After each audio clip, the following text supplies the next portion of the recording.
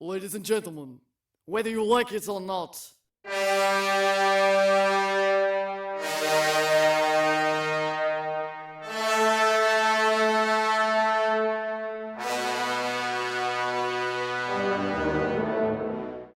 Greetings, gentle viewers. Tonight we're watching Aliens ripoff number 7289, wherein space is replaced by the ocean, and wherein the aliens are replaced by evil lightning that creates Borg monsters!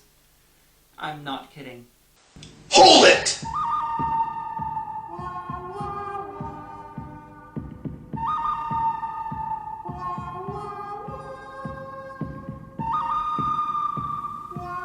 You the one they call the litter bitch?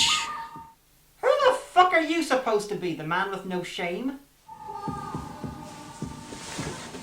They call me the Anarchist Kid.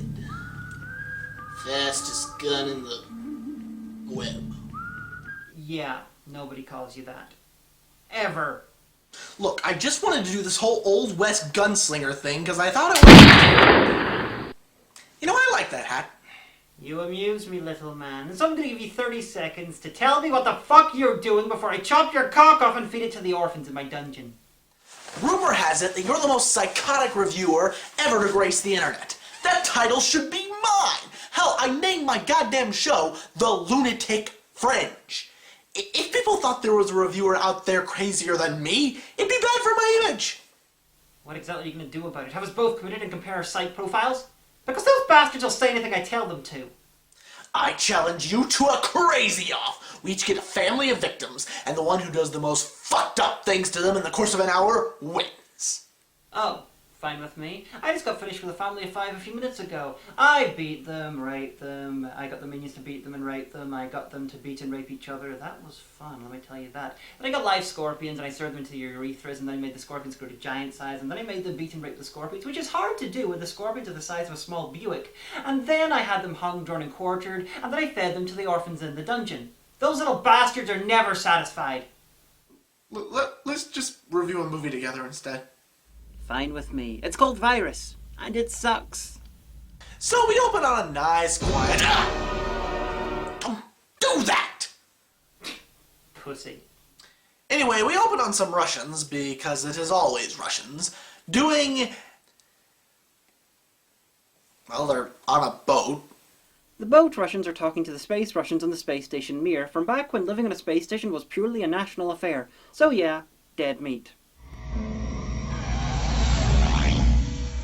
Yeah, right on cue. A blue, fuzzy spatial anomaly of the week that escaped from Star Trek Voyager. Look out, special effects be known to kill people! Wait. A comic book movie that opens with a space station full of Russians being hit by a cosmic storm? Could this be the origin story of Red Ghost and the Super Apes? Did you seriously just ask that? Don't judge me, I had to get an obscure comic book reference in there somewhere. You had to get an obscure comic book reference in there. Virus is an obscure comic book! So the evil space cloud fucks shit up royally and then gets transmitted back down to the boat to fuck more shit up royally. Amazingly, the electrostorm that fucks up their audio and visual feed doesn't at all fuck up the information that they're about to send. If it did, the electro thing would still be stuck on the station. We then cut to a tugboat whose crew will serve as our cannon fodder for the next hour and a half. Yeah, most alien ripoffs give us commandos or starship crews, or at least some scientists. Here we have some assholes on a tugboat. Joy. Donald Sutherland plays Captain Everton. Every captain should be named after an English football club. Also, he appears to be drunk. Not as in the character's drunk, as in Donald Sutherland seems to be drunk. The first officer is played by Marshall Bell, who seems to be getting less and less important with every sci-fi movie he's done. Let's see, in Total Recall he was the mutant leader, in Starship Troopers he was the cowardly general. Here he's the first officer on some boat that Quint from Jaws would be ashamed of. Then there's Jamie Lee Curtis as our obligatory Ripley stand-in, because one woman on a tiny ship with 6 men is a brilliant idea. What the hell is going on up here? Hey look, a Baldwin brother. Which one? The famous one? No. The fat one? No. The retarded one? No. Oh, the other one. Yeah. So we have the rest of the crew. Cliff Curtis, just the guy whenever you need a Maori, Colombian, Arab, Spaniard, or Malaysian. Richie, I don't know, I think he was an American footballer or something. And finally, this guy, who's Latino, and named Squeaky, and Baldwin's sidekick. Yeah, he's dead too. Anyway, the crew of the tugboat are towing a barge through a tropical storm for some reason. Aren't barges usually small ships used close to port? That looks like a container ship. But how do you lose a container ship? And why does it need to be rescued by tugboat? And why are they in the tropics? This little ship is Canadian. The barge is threatening to sink, taking the tugboat with it. The crew wants to do the same thing and cut it loose, but Captain Crazy Prick will have none of that. Stay away from that door, mister. I mean, what's so precious about your goddamn cargo, Captain? The cargo is mine. Hey, don't give me any shit. Oh, please, he kills you and Stephen will just take your place. The audience won't notice anyway. And regardless of mental, the line to the barge gets cut. It turns out the captain invested everything he owned into the cargo and didn't get insurance. So, yeah, he pretty much fucked himself in the ass. Let me tell you something. You ever put a gun in my face again? You'll what? You figure it out. Oh, and let me know what you come up with. I'm not really good at this threatening thing, if you can't tell. Donald Sutherland drinking with a gun. I think they set a secret camera up in his trailer. Mr. Sutherland, we've a scene to shoot. I'm busy. You'll get to be turned into a cyborg monster. I'll be there in a minute. They survive the storm, but apparently they're sinking very slowly. But they spot the Russian boat on their radar and go to check it out. Poor Cliff Curtis. The last time he was in a smaller ship that discovered a much bigger ship, he was eaten by Cthulhu. She looks Russian. How do you know that? The academic Vladislav Volkov, missile and satellite tracking ship. How the fuck do you know that? Do you have books on every single Russian military vessel? You were a civilian cargo tugboat. How the fuck did you smuggle that information out of Russia? Let alone translate it into English? Did you just steal it from the US Navy? That's just... wow! They go aboard and, finding no one, decide to salvage the ship under maritime law in order to turn a high profit. A ship abandoned in international waters. Maritime law says she's a derelict. All we have to do is tow her to safety, slap a salvage lien on her, and the Russian government has to pay us 10% of her value to get her back. $300 million. $300 million. 10% of that is $30 million. That's what's coming our way. 300 G's apiece. 300 G's. That's at 1%, right, Captain? I'm willing to change all that. Cut you in for 10%. Oh, what a nice villainous Canadian, comically suicidal psycho. Find the ship's generator. We need power to the bridge. See if you can get the main engines running. Squeaky, you go with them. Richie, throw a line down to the tug. We're going to have to turn this ship into the wind. Okay, you're in the eye of the storm. Why not just plot your course and speed to stay in the eye the whole time?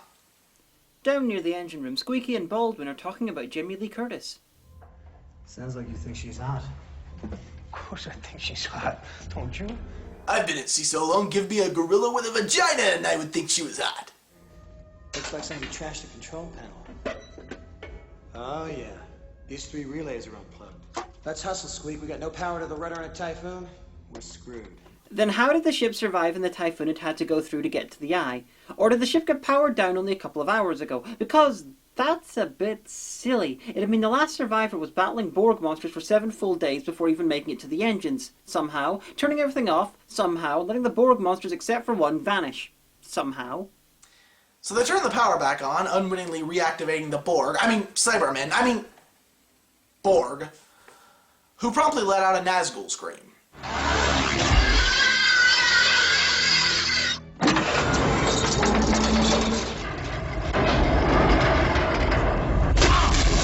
How did the manual handle for the anchor get moved with the computer? If the computer had control, why did the manual handle move at all? The anchor sinks the tugboat and Cliff Curtis almost drowns, but luckily there's traditionally handsome young white Baldwin to save the day. Yeah, they went to all the trouble of having not Ripley in this thing and then make not Corporal Hicks the hero. Listen to me, Baker. For $30 million, I'm willing to overlook all that's come between us. Like that time I shoved a gun in your face, or that time I drugged you and made you dress up as Raggedy Andy. Cliff Curtis lives, but now everyone hates the first officer guy. Sure, he didn't save him, but frankly so did everyone else who's not a Baldwin brother. What's Squeaky reading in the engine room? Everything's in Russian. Unless he speaks Russian, which would have been pretty useful to know back when they were looking through the logs on the bridge and talking about how no one speaks Russian. Squeaky hears a scratching noise coming from a tiny vent and assumes it's a person. He knows the tugboat was sunk and he was told that someone's on board. He's been scared of this since they came on board, and he decides to go and talk to the person in the vent. I'm Cuban, I'm not American! I don't think they care that you're not American.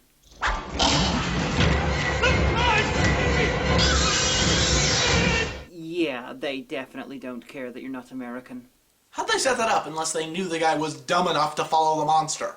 There's something pulling the wires. There must be. And whoever's pulling it must be partly made from rotted human flesh. Why the fuck didn't he smell it? And why in the name of the gods of homoeroticism was his last word Steve?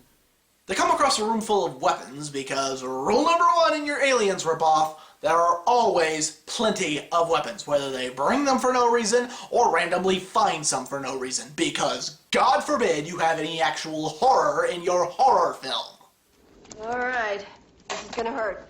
Sorry, just get on with it. Hey, Cliff Curtis, shouldn't you remove your trousers before stitching? You have a high pain threshold. Yeah, I was in 10,000 BC. Man, carrying too much. I got a bad latissimus, Richie. I'm telling you, Richie, my back ain't gonna let me do this anymore. Hey Richie, why aren't you being overburdened with weapons making you an easy target for the monsters? Hey Richie, why aren't you gonna feel an ounce of sorrow over getting me killed? Hey Richie, why are you considered a hero in this story even though you're almost as big an asshole as the captain? Oh yeah, heroic death in the end. Hey Richie, fuck you. Hey Woods, look at this. What? Looks like some kind of ejection seat or escape vehicle. Chekhov's randomless fucking ejection system. Why the fuck is it there? That's an awful lot of blood, Richie. Why isn't there a lot more blood around if the whole crew was killed and turned into cyborg monsters, Richie? No, you take it easy. Aha! I've been hiding in there forever, waiting for a Baldwin brother to open the door.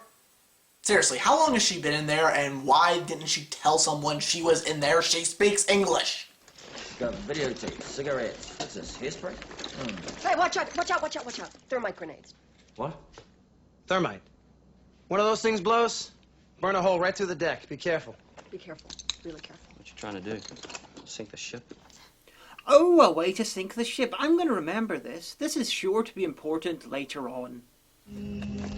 Go to the engine room. See you on the bridge. Steve, watch your back.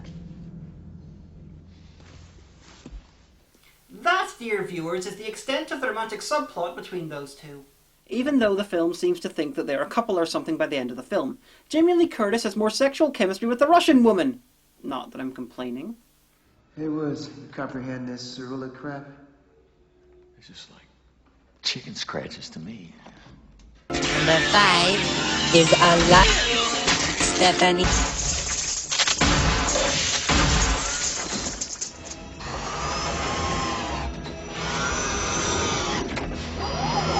Richie? Richie?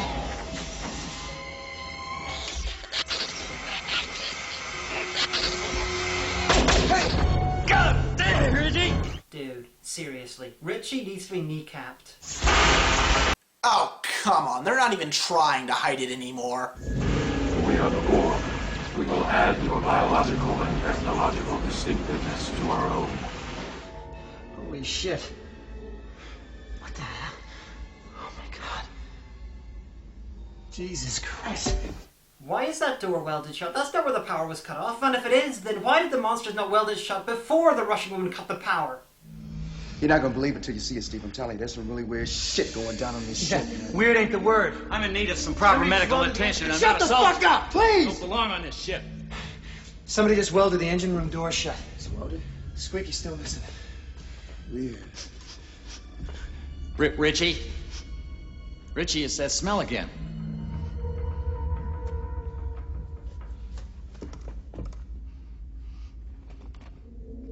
Squeak? Hey, Squeaky. We'll be right to Smithsonian. Squeak man! And you?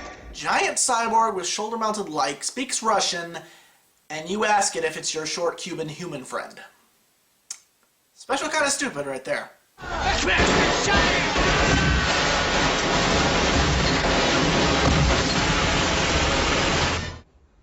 One of my men is missing. And I want some answers. And no more of this Twilight Zone stuff. I don't know anything about your man. The fact that I have a good idea of what probably happened to him is neither here nor there. Captain, she's not going to tell you what you want to hear. Hey, Captain. I'd like to hear what she has to say about this. Up here on the chart table, Richie. Bastard! What the bloody hell is that? It beats the hell out of us. So we beat the hell out of it. Only Alexei and me stay cutting cables. What does cutting cables have to do with it? Machines are controlled by the electrical energy in the computer. If we can cut their source of power, they'll die. We cut these to get him here. How? You were in a tight corridor and shooting at each other. How did you get behind him to cut those several inches of cable? And how exactly did two men manage to carry that thing up several floors? It must weigh as much as 5 people.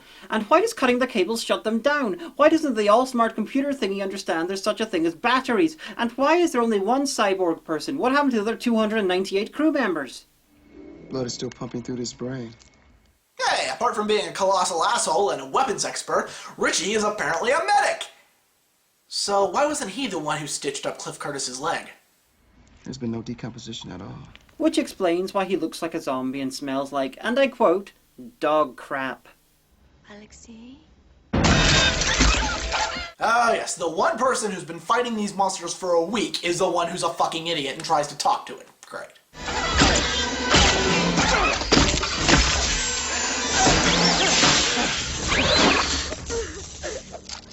Touch it again, I'll cut your hands off. I can respect that.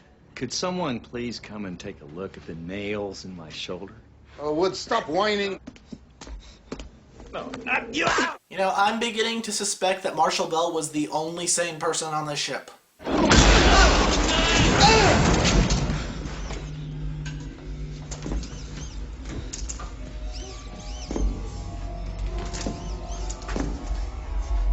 Squeak? He appears to have a camera stuck to his head. You just killed a cyborg creature. Fuckers, do the math.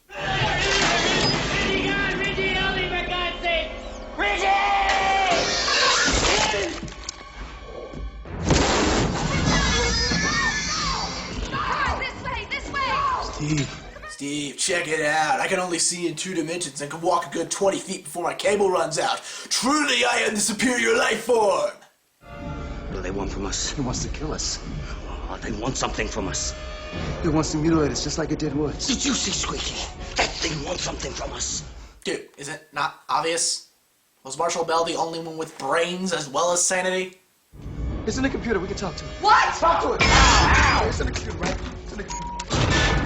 What the hell? What do I do? What do I do? What do I do? Nadia, please help me. I need English. English, please.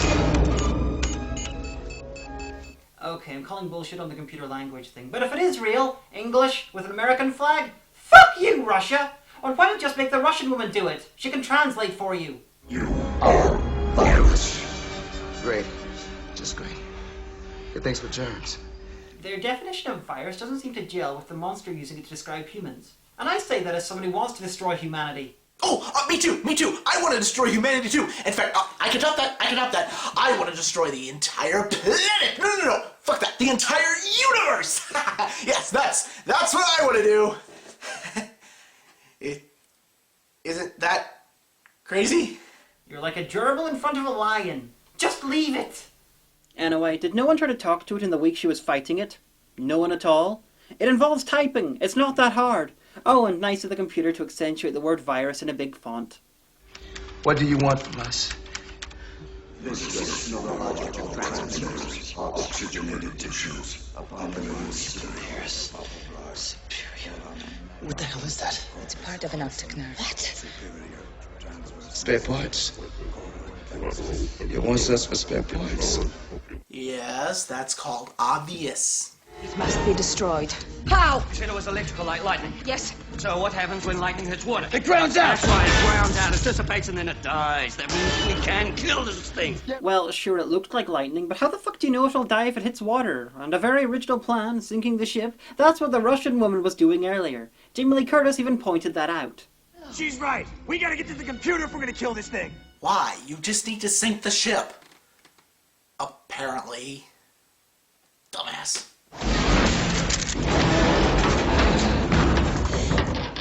Steve.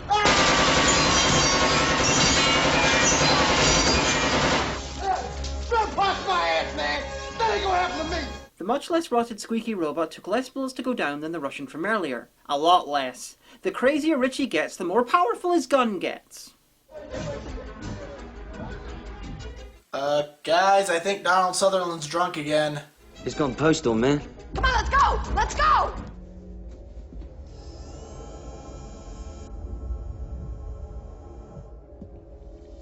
Want to talk to me, do you? Why would it? I knew you did. Why? Is the dominant life form. Well, who are you gonna believe, me or your own eyes? That door down there leads to the main computer room. I thought you said this was gonna be well protected. Shh! Don't point out the stupidity!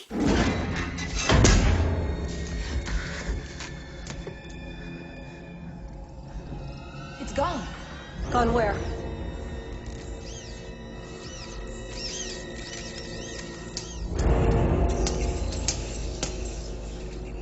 Fucking thing moved itself. You see, that's why you just sink the ship. Little robots can't pick up a hole in the hull and move it to above the waterline. Oh, and the core is about 2 stories high, and doors are tiny. Just saying. Robert Everton, Captain, Sea Star. Thank you. So, some poor bastard was turned into an evil cyborg just to open the door for anyone who walks past. Huh. Steve, I need something to fry this. Hurry!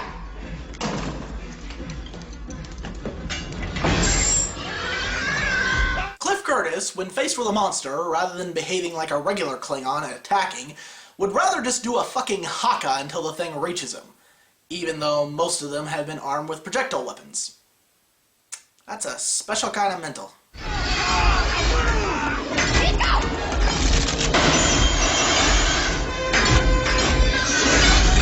If you're supposed to be the superior race of the universe, why don't you try climbing after us? Oh, yeah, which way? The antenna control room will be saved, okay? How do you know? Cliff Curtis drowned, saving the nearly useless Jamie Lee Curtis. At least Cliff would have gotten himself killed as a distraction. Poor guy will never make it to Stovacor now. You gotta sink this ship. How? Flood the hold with fuel and detonate it. Or you could just use the thermite grenades, which, as earlier stated, could sink the ship. You've also got missiles on board. They often go boom. Cyborg Everton shows up, still wearing his hat just to add to the stupidity, and they kill him in a fight scene that lasts less than a minute. Glad we went to the trouble of setting up his character for that. So your captain, it knows what we are planning. We must hurry. No, through you talking about it, it knows what you're planning, and the captain was not there when you decided to sink the ship, by flooding the hold with fuel.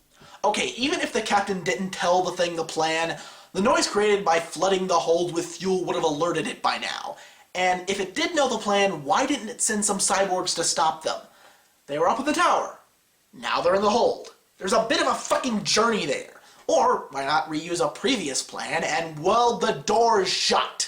Richie shows up, having become a paranoid lunatic, pointing his gun just to remind us how much we love his character and would feel totally, terribly, terribly, horribly bad if he died or something. Richie, if you can hear me, we're leaving the ship. Richie! Richie! The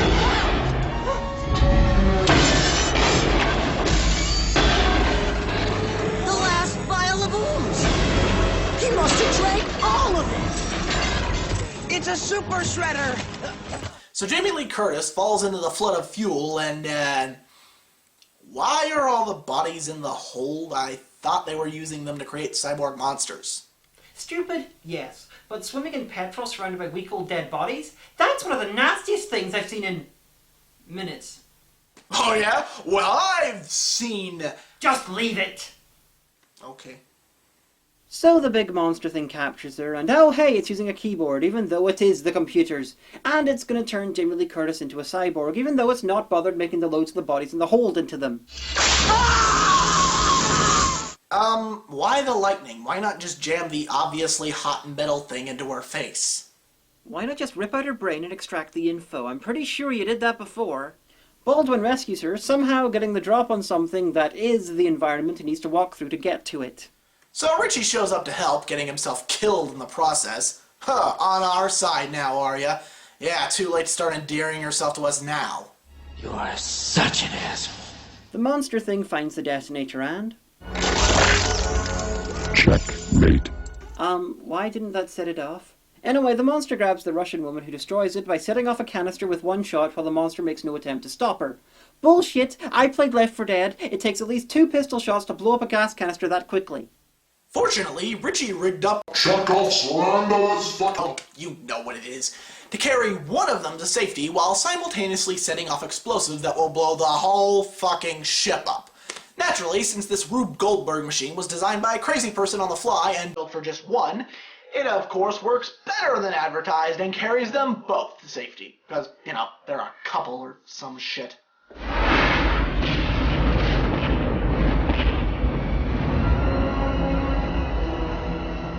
That's one hell of a flare. This is bad comedy. So that's Virus. It was brilliantly stupid. What do you think? Nah, I've seen worse. You lie! Now, where were we? Oh god, there he goes with this shit again. There's only 2 ways this is gonna end, Hagan. Either I kill you, or you kill me. And let's face it, you've already died twice. One more isn't gonna make a fuckload of difference. But if you kill me, I'll be immortalized. This will be the day remembered as the day 2 psychopaths painted the sky red with blood. This will be the day I almost out crazy Diamanda Hagan. Oh, please. Do you really think anyone will remember that you existed after I curd some of your brains into jelly? Nah, it doesn't really matter. I'm not going to give you the satisfaction of finding out. What?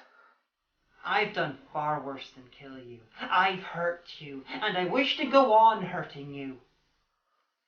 No.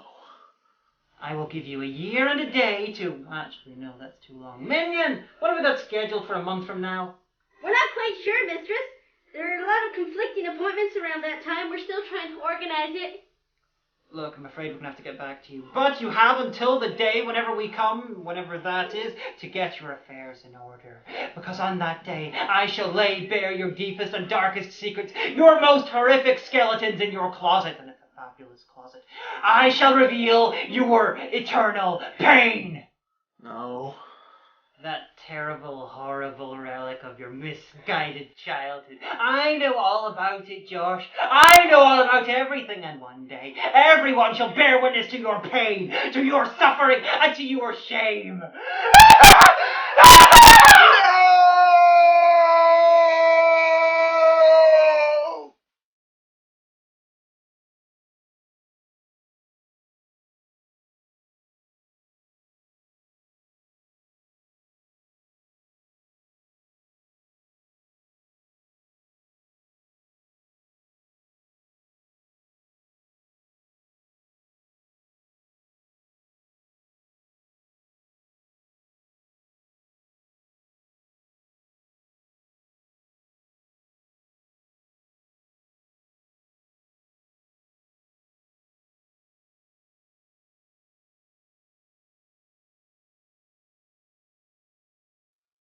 Millions of people suddenly vanish, and a leader emerges from the chaos. Welcome to heaven on earth.